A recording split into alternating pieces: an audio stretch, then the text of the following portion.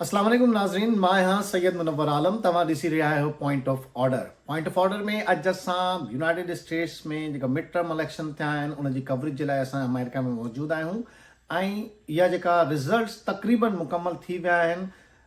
पोइ वरी हैरानकुन ॻाल्हि इन में इहा आहे त जेका मौजूदा हुकूमत आहे डेमोक्रेट्स जी, हू हाउस में कांग्रेस में पंहिंजी अक्सरियत विञाए वेठी आहे ऐं सेनेट में उन्हनि वटि अञा ताईं अक्सरियत आहे। इहो मिड टर्म इलेक्शन हर 2 सालनि खां पोइ थींदा आहिनि ऐं जनरल इलेक्शन 4 साल खां पोइ थींदा आहिनि। हाणे जेको मिड टर्म इलेक्शन थिया आहिनि, रिपब्लिकन्स उन में पॉपुलरिटी गेन कई आहे ऐं ख़ासि तौर ते ट्रम्प जेको अॻूणो सदर हुयो यूनाइटेड स्टेट्स जो, उन जे नाले ते हाणे अगेन रिपब्लिकन्स पॉपुलरिटी गेन कई आहे। ख़ासि तौर ते न सिर्फ़ु इहा बल्कि डेमोक्रेट्स जी जेका इन्फ्लेशन महांगाई हिते यूनाइटेड स्टेट्स में हिकिड़ो अहिड़ो रीज़न आहे जंहिंजे करे डेमोक्रेट्स पंहिंजी पॉपुलरिटी खे लूज़ कयो आहे। मिड टर्म इलेक्शन में जेका मुक़ाबला थिया उन में तक़रीबन 435 कांग्रेस जो जेको ऐवान आहे उन में इहो मुक़ाबला थिया आहिनि। मुक़ाबले में तक़रीबन 48 ऐं 49 जेको सेनेट आहे उन में जेका सिचुएशन आहे उन में इहा ई सिचुएशन हाणे बीठी आहे। तक़रीबन 207 कांग्रेस में 207 डेमोक्रेट्स कैंडिडेट्स खटिया आहिनि ऐं रिपब्लिकन 217 आहिनि। न सिर्फ़ु इहा, लास्ट ईयर जेका कांग्रेस में डेमोक्रेट्स जी अक्सरियत हुई उन में उन्हनि 8 सीटूं लूज़ कयूं आहिनि ऐं 8 उन्हनि हारायूं आहिनि, माना लूज़ बि कयूं आहिनि ऐं 8 उन्हनि खे घटि बि मिलियूं आहिनि। त तक़रीबन 16 सीटुनि ते उन्हनि खे डिफरेंस आयो आहे, जेका पॉपुलरिटी उन्हनि लूज़ कई आहे। हाणे उन्हनि जे लाइ मुश्किल ई आहे त अञा 2 साल जनरल इलेक्शन में बाक़ी आहिनि ऐं जेका उन्हनि खे कानून साज़ी करणी हूंदी, मुख़्तलिफ़ पॉलिसीज़ उन्हनि खे इम्प्लीमेंट कराइणी हूंदियूं या अहिड़ा फ़ैसिला या सख़्तु फ़ैसिला उन्हनि खे करणु जंहिंजे लाइ अक्सरियत खपे, त हू कांग्रेस में उहा फ़ैसिला न करे सघंदा। न सिर्फ़ु इहा, सेनेट में उन्हनि वटि अञा अक्सरियत बाक़ी मौजूदु आहे। 3 सेनेटर जेका इंतकाल बि करे विया ऐं टोटल जेका सीटूं हुयूं उन में उन्हनि खे हाणे 50 सीटूं उन्हनि वटि आहिनि। 49 डेमोक्रेट्स ते क्लोज़ मुक़ाबिलो हो। पहिरें इहो मुक़ाबिलो 50-50 हुयो। अञा हिकिड़ी सीट जो रिज़ल्ट अचणु बाक़ी आहे जंहिं ते बि चवनि था त डेमोक्रेट्स खे अक्सरियत उन्हनि जी बि नज़र अचे थी। ऐं न सिर्फ़ु इहा, उन्हनि जो जेको वाइस प्रेसिडेंट हूंदो आहे उनखे बि वोट जो हक़ु हूंदो आहे ऐं उन जो वोट बि डेमोक्रेट्स वटि आहे। त उन्हनि खे सेनेट में त आसानी आहे पर उन्हनि खे मुश्किल थींदी कांग्रेस में ऐं अहिड़ी, छो त जॾहिं जनरल इलेक्शन थींदो त नई पॉलिसीज़ अनाउंस थींदी, कैंपेन हलंदी, कैंपेन में हू जेका पंहिंजी नई पॉलिसीज़ अनाउंस कंदा उन्हनि जे लाइ ज़रूरु उन्हनि खे कानून साज़ी बि खपे। आख़िर में रिलीफ ॾियण बि उन्हनि जो कमु हूंदो, पर उहो रिलीफ कीअं ॾींदा, उन्हनि जे लाइ छा कानून साज़ी थींदी, इहा इंतिहाई मुश्किल हूंदी हुकूमत जे लाइ। ख़ासि तौर ते बाइडन हुकूमत जे लाइ इहा इंतिहाई मुश्किल कमु आहे त जेको अमेरिका में आख़िर में जनरल इलेक्शन, छो त 2024 में थींदा, उन खां पहिरें जेको उन्हनि खे रिलीफ ॾियणो आहे पंहिंजे माण्हुनि खे, पंहिंजे वोटरनि खे ऐं अट्रैक्ट करिणो आहे, कन्विंस करण जे लाइ, उहो उन्हनि जे लाइ इंतिहाई मुश्किल हूंदो। इहो सॼी सूरत हाल यूनाइटेड स्टेट्स जे मिड टर्म इलेक्शन में आहे ऐं माहौल ईअं थो ठहे त हाणे नेक्स्ट टर्म जेको ईंदो 2024 में उन में हुकूमत रिपब्लिकन्स जी हूंदी। ट्रम्प जी हार्श पॉलिसीज़, ख़ासि तौर ते इमिग्रेशन पॉलिसीज़ ते हुन सॼी दुनिया में क्रिटिसिज़म जो साम्हूं करिणो पियो। पर अगेन छा यूनाइटेड स्टेट्स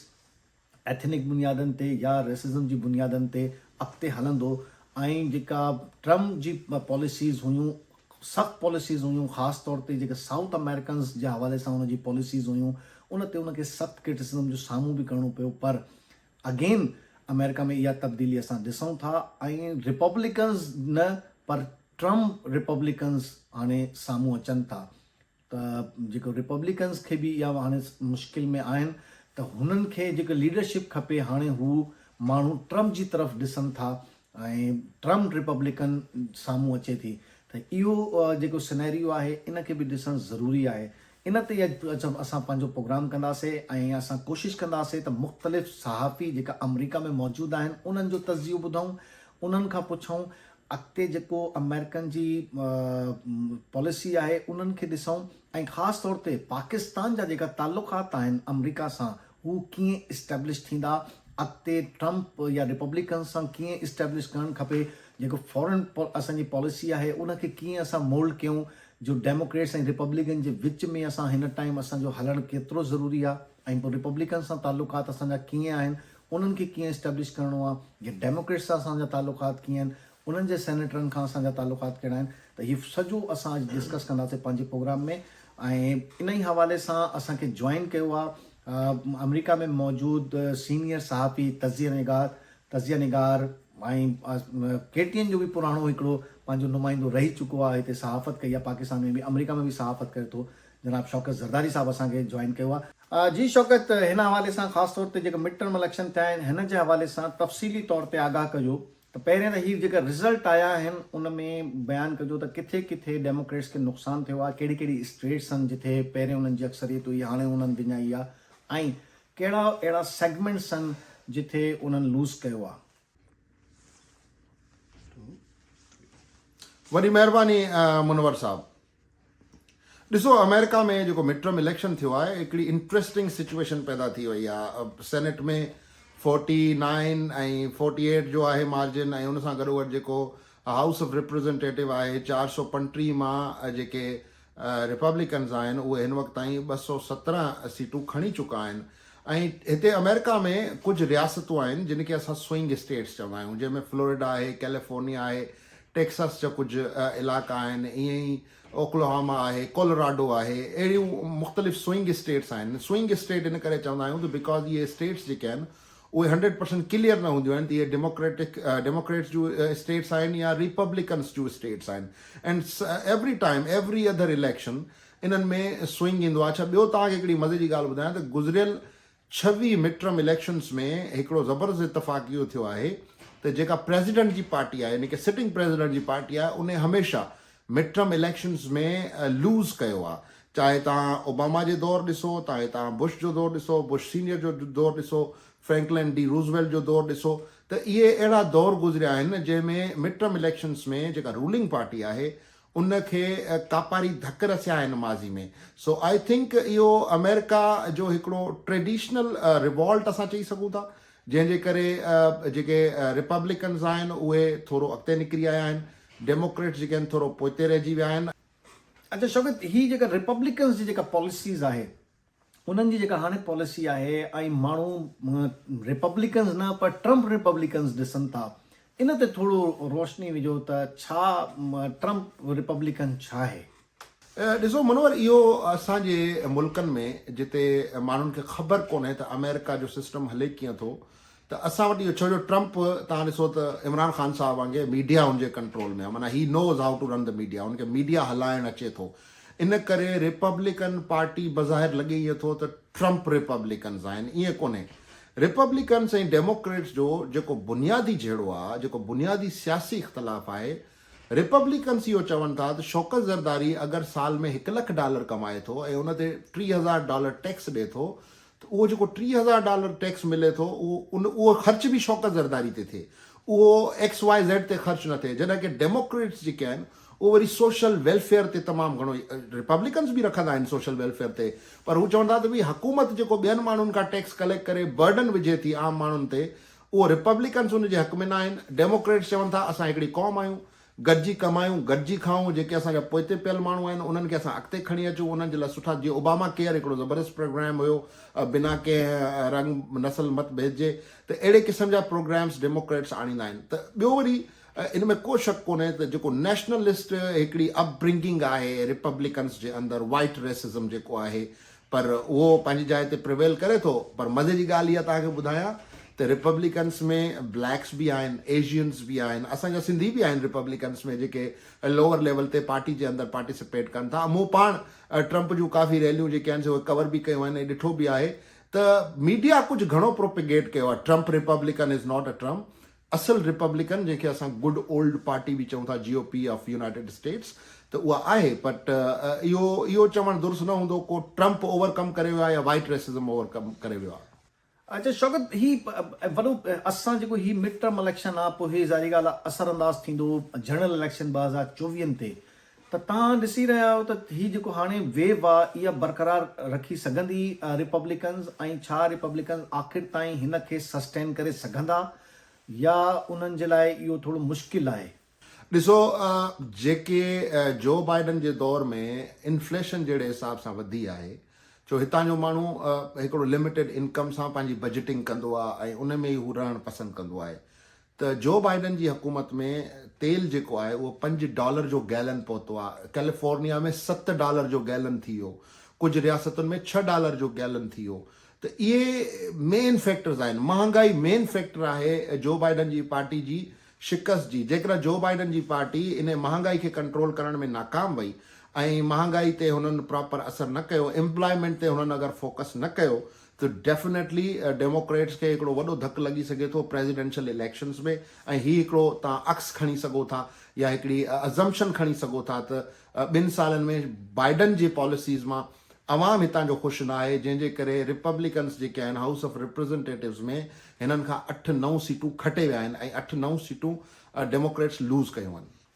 अच्छा शौकत डेमोक्रेट्स खे कहिड़ो नुक़सानु थियो आहे छा अहिड़ी पॉलिसीज़ हुयूं जंहिंमें डेमोक्रेट्स खे नुक़सानु थियो ऐं उन्हनि लूज़ कयो आहे ऐं आवाम छो नाराज़ थी आहे हुननि सां ॾिसो लेजिस्लेशन में तमामु वॾा प्रॉब्लम्स ईंदा पर अमेरिका जे आइन में हिकिड़ी शइ वॾी ज़बरदस्त आहे त उन में जीअं पाण वटि आहे न सदारती ऑर्डिनेंस जे ज़रिए हलायो वेंदो इहो कोन्हे फर्स्ट टाइम कोन्हे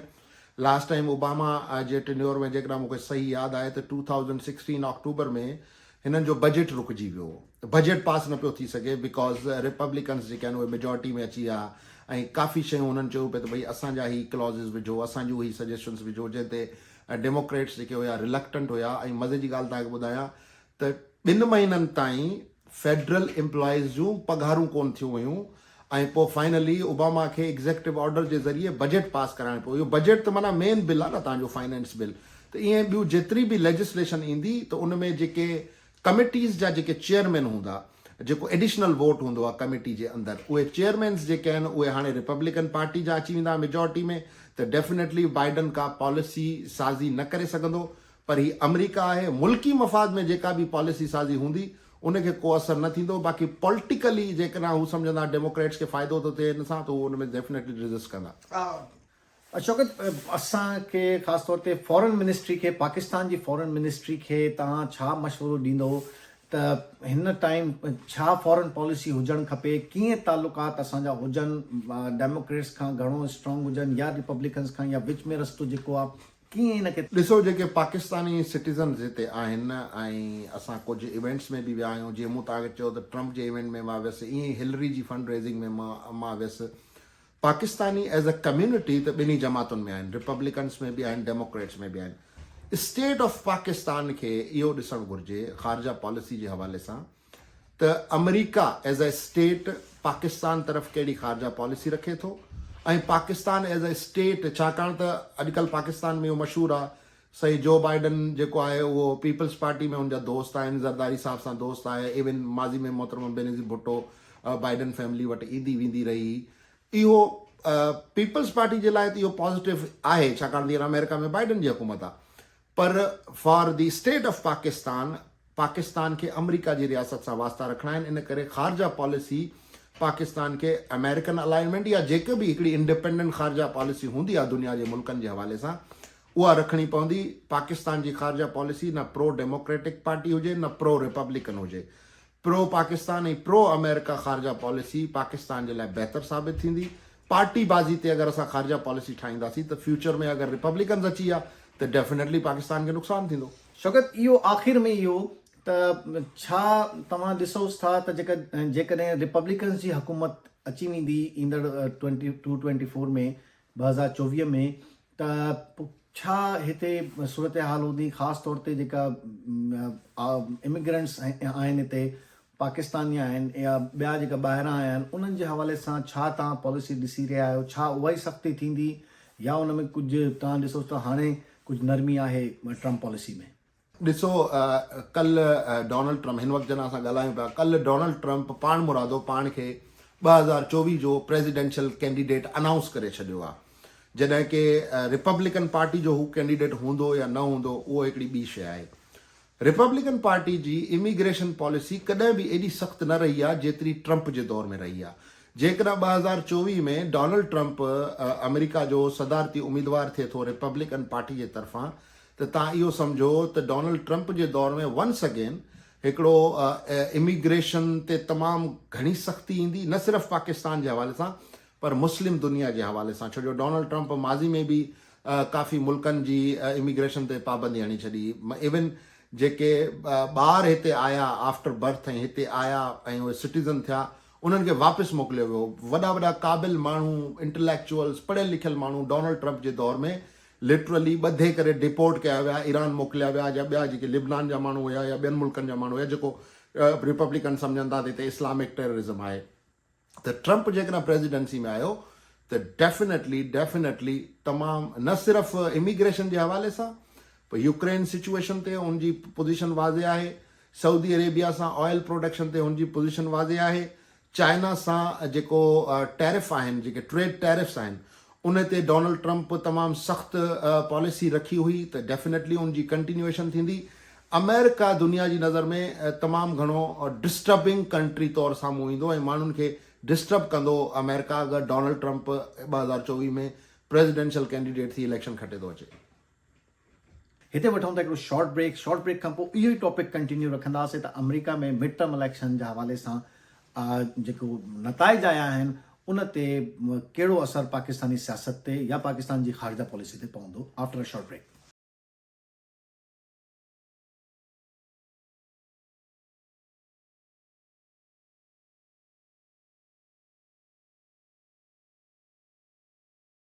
वेलकम बैक नाज़रीन। भली ॻाल्हि चऊं था ॿीहर तव्हांखे प्रोग्राम पॉइंट ऑफ ऑर्डर में, ऐं असां ॻाल्हायूं था अमेरिकन मिड टर्म इलेक्शन ते। हिते कहिड़ी जेका ज़ाहिरी ॻाल्हि आहे सॼी दुनिया जी सुपर पावर आहे उन जे इलेक्शन्स ते नज़रनि असांजी ख़ासि तौर ते पाकिस्तान हिन वक़्तु जेका बुरानी सूरत हाल में आहे, पॉलिटिकल अनसर्टेनिटी आहे ऐं उन में जेका फॉरेन पॉलिसी आहे उहो किथे बीठी आहे, इन ते असां ॻाल्हायूं था। पर असां अमेरिका में जेका असांजी सिंधी कम्यूनिटी आहे ऐं जेका इमिग्रेंट्स असां सिंधी हिते फैमिलीज़ अची हिते हुननि रेजिडेंट वरिती आहे या अमेरिकन शहरियत वरिती आहे, हू हिते कीअं अमरीकी इलेक्शन खे ॾिसी रहिया आहिनि ऐं उन में उन्हनि खां कीअं हू गॾु थींदा, या जीअं हिते मुख़्तलिफ़ कम्यूनिटीज़ डेमोक्रेट्स ऐं रिपब्लिकन सां गॾु आहिनि उन्हनि खे हू कीअं ॾिसनि था। अॼु असांखे जॉइन कयो आहे शुएब भुट्टो साहब, ऐं शुएब भुट्टो साहब साना हिकिड़ी तंज़ीम आहे Sindhi association for north America जे नाले सां हिते कमु करे रही आहे अमेरिका ऐं कैनेडा में, ऐं उते हू कम्यूनिटी खे गॾु कंदा आहिनि साना में। उन जो अॻवान आहे शुएब भुट्टो, ऐं हाणे जेको इलेक्शन थींदो साना जो उन जे लाइ हू कैंडिडेट बि आहे, उम्मीदवार बि आहे, वाइस प्रेसिडेंट बि आहे। शुएब भुट्टो साहब, पहिरियों त इहो ॿुधायो त घणी तादाद में तव्हां काउंट, ज़ाहिरी ॻाल्हि आहे असां को एग्ज़ैक्ट फिगर त न हूंदी पर पोइ बि घणी तादाद में सिंधी हिते शहरियत इख्तियार करे चुका आहिनि ऐं उन्हनि खे तव्हां कीअं गॾु करे रहिया आहियो? जी मुनवर साईं, तव्हांजी वॾी महिरबानी। असां हिते जेको सो आहे पंहिंजो सिंधी माण्हू जेके बि असांजा हिते थींदा आहिनि त असां उन्हनि खे कंहिं न कंहिं तरीक़े सां कोशिशि कंदा आहियूं त उन्हनि जी हेल्प कयूं। पोइ उहो चाहे इमिग्रेशन जो मसइलो हुजे या चाहे स्टूडेंट जो मसइलो हुजे या चाहे जेको सो आहे पंहिंजो लेबर जो इशू हुजे। असां तक़रीबन सिंधी माण्हू हिते न 15 खां 20 हज़ार जे 15 खां 20 हज़ार लॻभॻि सिटीज़न्स ऐं रेजिडेंट्स हूंदा, ऐं असांजा जेको सो आहे असीं उन्हनि खे ईअं गॾु कंदा आहियूं जो असांजा कुझु पंहिंजा जेको सो आहे वेबसाइट बि ठहियल आहिनि, व्हाट्सअप ग्रुप बि ठहियल आहिनि, त कंहिं न कंहिं जे अगरि को दोस्त आहे हुन में एड न आहे या छा हिन ख़बर न आहे, पोइ कंहिं न कंहिं जे ज़रिए असां उन्हनि सां टच में रही करे उन्हनि जी असां जेको सो आहे पाण में उन्हनि जी मदद जेका थी सघंदी आहे उहा कंदा आहियूं असां। ऐं कोशिशि कंदा आहियूं त पाण में जेके बि असांजा मसइला आहिनि, मसाइल आहिनि, उन्हनि खे जेको सो आहे हल करण जी कोशिशि कयूं। ऐं सुठो असांजो हिते सिंधी कम्यूनिटी जो रोल आहे अमेरिका में आहे, उहा हितां जे ऐं दुनिया जे ॿियनि मुल्कनि में बि आहे। ऐं जेके बि हींअर तव्हां ॾिसंदो सिंध में ॿोॾि आई, उनजे लाइ हिते अमेरिका जे सिंधियुनि तमामु वॾो जेको सो आहे रोल किरदारु अदा कयो। ऐं इन खां अलावा जीअं बि वक़्तनि ब वक़्तनि अॻु में बि पोयां जेकॾहिं मसइला अहिड़ा थींदा रहंदा उन ते तव्हांजी कम्यूनिटी असांजा माण्हू जेको सो आवाज़ उथारींदा रहिया आहिनि। कहिड़ी कहिड़ी मुश्किलात हूंदियूं आहिनि जॾहिं ईंदा आहिनि त पोइ कहिड़ी मुश्किलात उन्हनि खे फेस करणियूं पवंदियूं आहिनि हिते, ऐं पोइ कीअं हेल्प आउट थींदो आहे, कीअं कनेक्टिविटी तव्हांजी थींदी आहे उन सां, कीअं इहो सेटअप आहे, कहिड़े कहिड़े तरीक़े सां ईंदा आहिनि हिते पंहिंजा सिंध खां या मुख़्तलिफ़ इलाइक़नि खां? असां वटि हिते तक़रीबन जेके बि दोस्त ईंदा आहिनि उन्हनि खे तरह तरह जी मुश्किलातूं हूंदियूं आहिनि पोइ चाहे उहो स्टूडेंट अचे या चाहे विज़िटर अचे या चाहे उहो बिज़नेसमैन अचे मसइलो इहो हूंदो आहे उन्हनि खे के कहिड़ा दोस्त हूंदा आहिनि जिन खे गाइडलाइन न हूंदी आहे या कंहिंजो रेफरेंस न हूंदो आहे पोइ कंहिं न कंहिं तरीक़े सां जेको सो आहे हिते अची करे असांजे सिंधी माण्हुनि सां कंहिं न कंहिं सां टच में रही करे पोइ उहे असांजे माण्हुनि सां मिलंदा आहिनि पोइ उन जे थ्रू पोइ जेको हूंदो आहे उन्हनि जो जेको सो चाहे स्टूडेंट जो मसइलो हूंदो आहे त पोइ असांजा जेके हिते तमामु सुठा सीनियर दोस्त आहिनि जेके उन्हनि जी हेल्प आउट कंदा आहिनि करियर काउंसलिंग बि कंदा रहिया आहिनि जेकी उन्हनि जो वॾो कंट्रीब्यूशन आहे असांजी सिंधी कम्यूनिटी में स्पेशली साना में ऐं जेको सो असांजे माण्हुनि जी उहो अहिड़े तरीक़े सां उहो असांजे सुठा हिते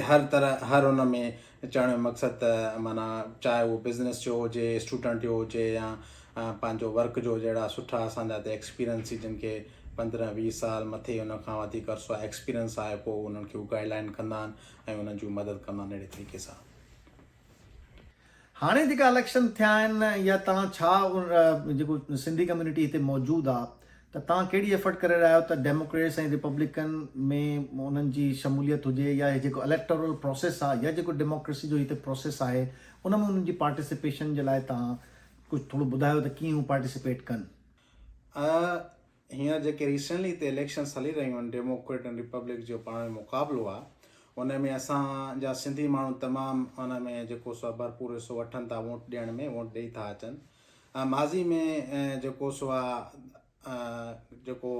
माज़ी में उन्हनि जो किरदारु असांजी सिंधी कम्यूनिटी जो घटि रहियो पर सुठो रहियो पर हाणे असांजा जेका हिते सिंधी कम्यूनिटी आहे सिंधी माण्हू आहिनि असां चाहींदासीं त असां ॿिन्हिनि जमातुनि सां असां टच में रहूं असांजा माण्हू हुजनि जीअं त असांजी सिंधी माण्हू ईंदो अॻिते उहो उन में हिसो वठंदो असांजे जेको सो आहे उन में सिंध जे लाइ बि हिकु सुठो आवाज़ु उथंदो सिंधी माण्हुनि जे लाइ बि हिकु सुठो पैगाम वेंदो दुनिया में ऐं बहितरीनु जेको सो आहे असांजे लाइ हिकिड़ी माना नालो थींदो पंहिंजी कम्यूनिटी जो ऐं हिकु पंहिंजे माण्हुनि जे लाइ जेको सो आहे सुठा दरवाज़ा खुली वेंदा हिते अचण जे लाइ सुठा कम थी सघंदा जीअं त तव्हांखे ख़बर हूंदी त ॿियनि सूबनि जा बि हिते आहिनि पर उन्हनि खे जेको सो आहे उन्हनि में उन्हनि जो नालो अहिड़ो ख़ासि कोन्हे को असांजी सिंधी कम्यूनिटी जेको सो आहे सिंधियुनि जो नालो जेको आहे हिते तमामु हिकिड़ो क्लीन ऐं सुठो रहियो आहे रिकॉर्ड सुठो रहियो आहे उन्हनि जो उन्हनि जा वास्ता सुठा रहिया आहिनि ऐं असां स्पेशली साना जेका तंज़ीम आहे असांजी साना उन में जेको सो आहे ॿिन्ही पासे जा असांजा जेके जमातूं आहिनि ॿिन्ही पासे उन में भरपूर ईंदड़ असां उमेदु कंदासीं त उन्हनि में हिसो वठंदियूं ऐं जीअं त माना असांजो बि उन्हनि में सुठो हिसो हुजे त छा तव्हां सम्झो था शिवजाब त हीअ जेको स्ट्रॉन्ग कनेक्टिविटी थी वेंदी ऐं कोई स्ट्रॉन्ग नेटवर्क ठही वेंदो त ज़ाहिरी ॻाल्हि आहे डेमोक्रेट्स में या रिपब्लिकन्स में जिते पंहिंजी मर्ज़ी आहे हर कंहिंजी त हू हुते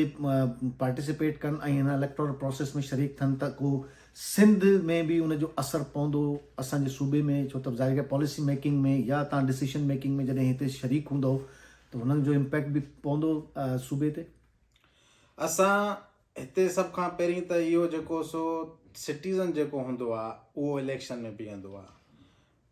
ऐं जेकॾहिं असांजो को बि हिते ईंदो आहे माण्हू सिंधी माण्हू ईंदो आहे या छा त उन खे त असां पहिरीं जेको सो हुनजा मसइला हूंदा आहिनि उन्हनि खे जेको सो आहे फेस कंदा आहियूं उन्हनि जी सोल्यूशन जे लाइ असां जेको सो आहे उपा वठंदा आहियूं ऐं जॾहिं पोइ असां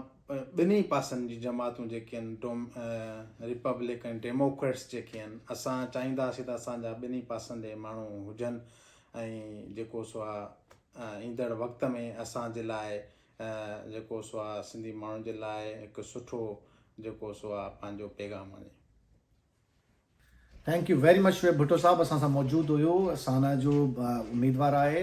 वाइस प्रेसिडेंट जो ऐं जेको हुनमें थैंक यू वेरी मच नाज़रीन अॼु जो प्रोग्राम असां जेको मिड टर्म इलेक्शन थिया आहिनि यूनाइटेड स्टेट ते उन जे हवाले सां कयो हुयो ऐं उन में असां घणी तव्हांखे इंफॉर्मेशन ॾिनी त कीअं रिपब्लिकन्स हाणे पॉपुलरिटी गेन कनि था डेमोक्रेट्स छो लूज़ कयो आहे ऐं छा इहा पॉपुलरिटी बरक़रार रहंदी न रहंदी ऐं पाकिस्तान खे कहिड़ी फॉरेन पॉलिसी खपे हिन दौर में जॾहिं शिफ्टिंग थी रही आहे ऐं शिफ्ट अची रही आहे यूनाइटेड स्टेट्स जा त तालुकात असांजा कीअं हुजनि कीअं असां छो त असां वटि बि नेक्स्ट ईयर में इलेक्शन आहिनि ऐं 24 में उन्हनि जा इलेक्शन आहिनि त कीअं असांखे फॉरेन पॉलिसी ठाहिणु खपे ऐं उहा जेका पॉलिसी हूंदी उहा सस्टेनेबल हुजे, उहा कंटिन्यू रहे, कीअं तालुकात खे मेंटेन, इहो सॼो अॼु असांखे तस्जीह ॾिनोसीं। अॼु जो प्रोग्राम ते पुॼाणे ते पहुतो। पंहिंजी फीडबैक ज़रूरु ॾिजो। ख़ुदा हाफ़िज़।